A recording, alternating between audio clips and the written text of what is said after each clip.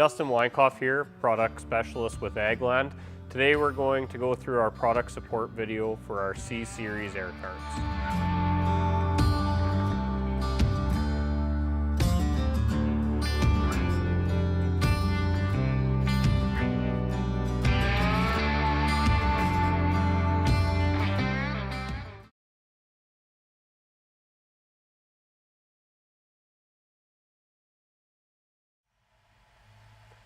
Going through our air cart navigation on our air cart main page, one thing to note, anything with an up arrow is advanced setup. In our meter setup, this here is where we can select our tanks, our product, whether it be seed or a fertilizer, the type, and our color of meter roller, calibrations, and our variable rate. In C-Series air cart, this is where you will enter your desired rate for each meter. Under our cart setup, our cart size, we have a height sensor or switch, section command, and cart brakes. Under our tool type, our width, row spacing, and our adjusted width.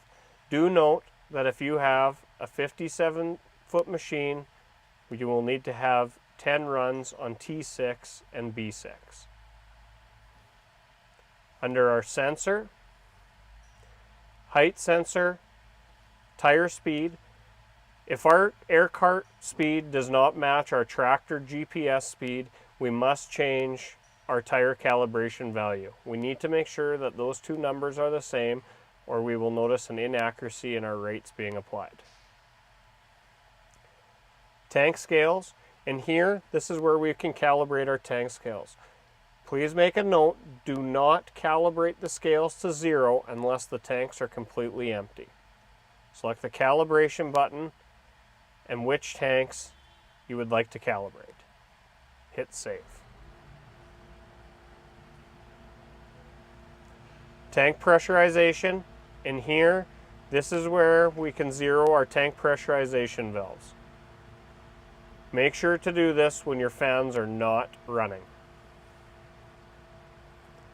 And again, height sensor. Under our totals, here is where we can see different totals. Maybe we use these as our field totals here.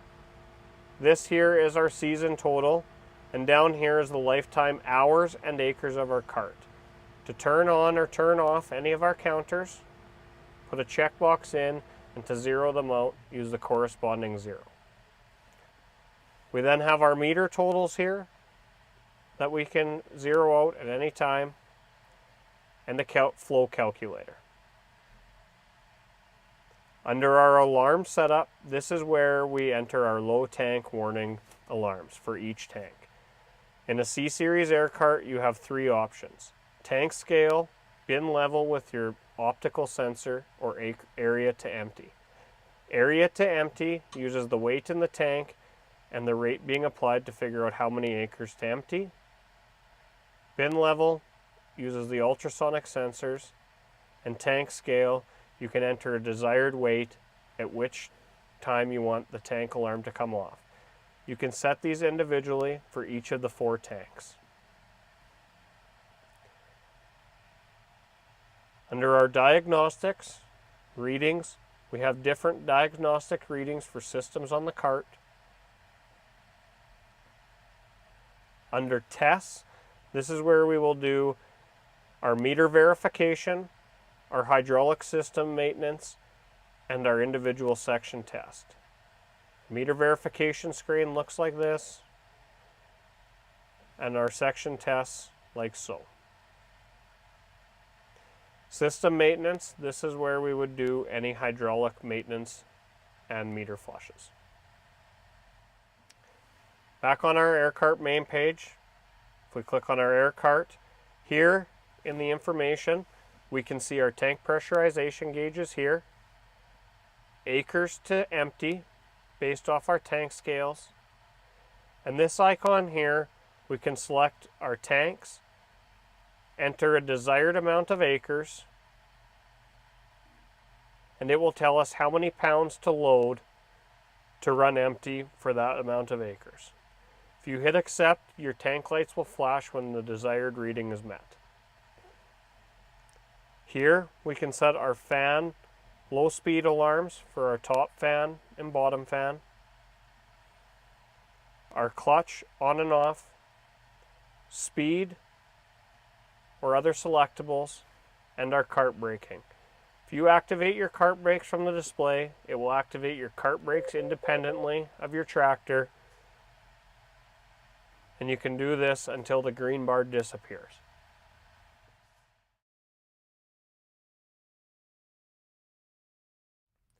Next, we're going to set up our equipment. From the Gen 4 display, we'll go to Setup in the bottom left-hand corner, select Equipment, our tractor, and make sure that the proper offsets are entered for the tractor that we're using.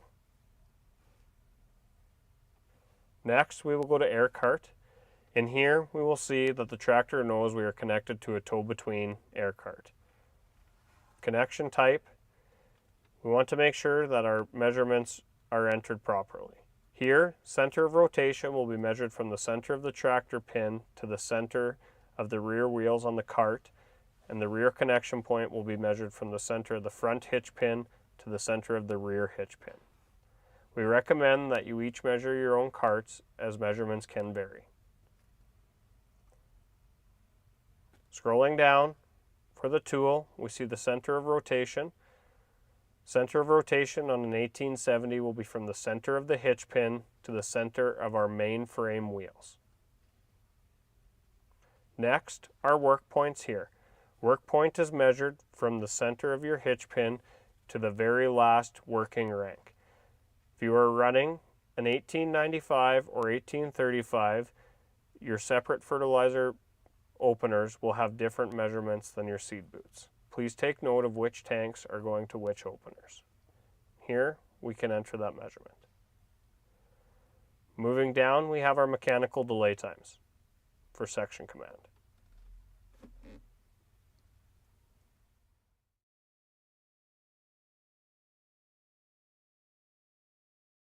Now we're going to set up our documentation. First, in our air cart, we want to make sure that each tank is configured properly with the proper product. Once that is set, make sure you cycle your key power to bring over any product changes from seed to fertilizer. Next, we will go to Setup in the bottom left-hand corner, and under Work Summary, we will see each tank here.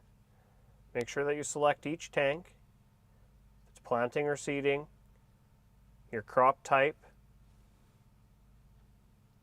and your variety. If you don't see your variety listed here, you can manually add it or send it in a setup file from the My John Deere Operations Center.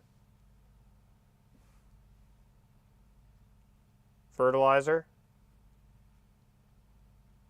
product application, product name.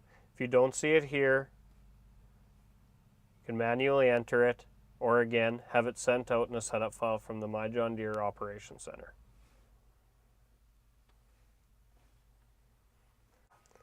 With the Gen 4 display, if you have multiple tanks applying the same product, we need to set our tank configuration.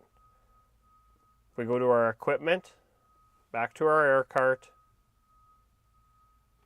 tank configuration, here we can see individual applying different products from different tanks, alternating the same product but switching between tanks as they run empty, or merge, applying the same products from multiple tanks at the same time. In this case, we are going to be merging our tanks, our mini and our front, no prescription, hit save. You will now see your documentation looks like this.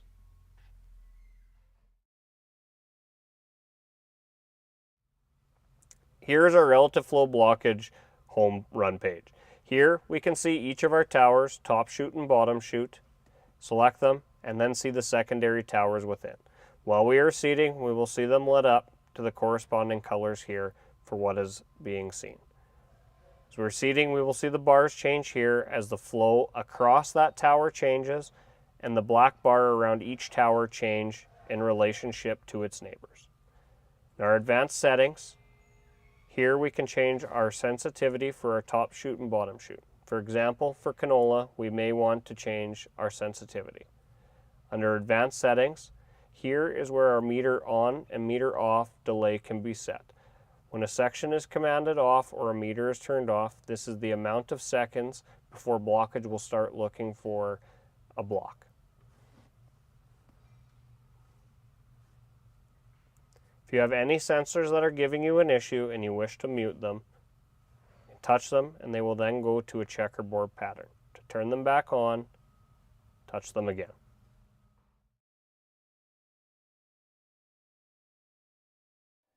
Next, we're going to talk about setting up our section command. For those of you that haven't done it before, this is a multi-step process. First, what we're going to do is set our fans to our desired speed that we'll be running in the field. Next, in our display, we're going to make sure that we have one tank enabled, that our half-width disconnects are open, and our other ones are shut. We'll grab a stopwatch, and this works best if you have two people. With everything running, you can grab a stopwatch, hit start at the same time you hit your hydraulic calibration switch, and time how long it takes your product to get to your furthest outside runs.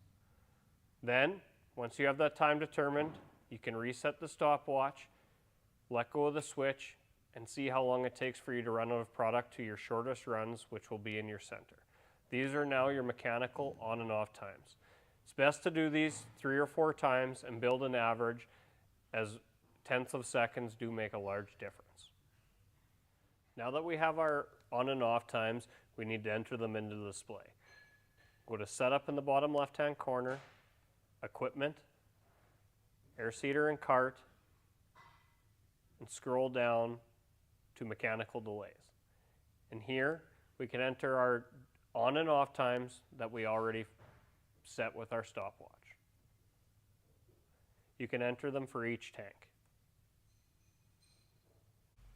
In a C-Series air cart, we also have to make sure that our inner and outer on and off times are set up properly. From selecting section command, our next page here we can enter in our mechanical times between our inner and outer. These need to be timed with the stopwatch and verified. Now that we have our basic mechanical on and off times entered in our display, we want to perform a scratch test. First, in our overlap settings, we want to make sure that everything is set to 100% overlap. Then we will perform our scratch test. We want to drive down the field with the GPS line with our tool on the ground and make sure that we've painted a coverage map. Then we can lift up and we're going to want to cross our scratch pad test with our tool just out of the ground, but make sure we are applying product so we can see it above. As we are crossing our scratch pad, we're going to notice chevron patterns of our seed and fertilizer turning on and off. This is due to our center section shutting off first and our outer wings getting product last. As we're performing this test, we want to do it multiple times to make sure we're getting adequate coverage. If we notice on our turn off, if we have a miss in our center, we need to decrease our turn off time. As well, on this side, if we notice that we have misses on both sides of our wings, we're going to need to increase our turn on time. Now, while traveling this way as well, if we notice that we have a large overlap area here, we're going to want to increase our off time to bring our pattern out. And going this way as well, if we notice if there's a bunch of extra covered area here, we're going to want to decrease our turn on time to push our pattern further out. The whole goal while we're setting mechanical on and off times is to make sure that our turn off time is right at the line in our center sections and our turn on time is right at the line with our turn on time on our outer wings. Once we have that set, we can then use our overlap settings to get the desired overlap coverage we're looking for. Okay, now that we have our mechanical turn on and turn off times, we can set our overlap control. As we add feet of overlap, it is going to add extra coverage for us. On our turn off, by adding feet, we will see ourselves move in, and our turn on time, we will see us move out here. Once we are satisfied and have verified our times are correct, we can come into our menu, applications, section control, and in here we can set our overlap settings for each tank. Your coverage of overlap, 100% overlap plus additional, you can enter how many feet of overlap you want. As well, you can do exterior and interior boundaries if you are using them.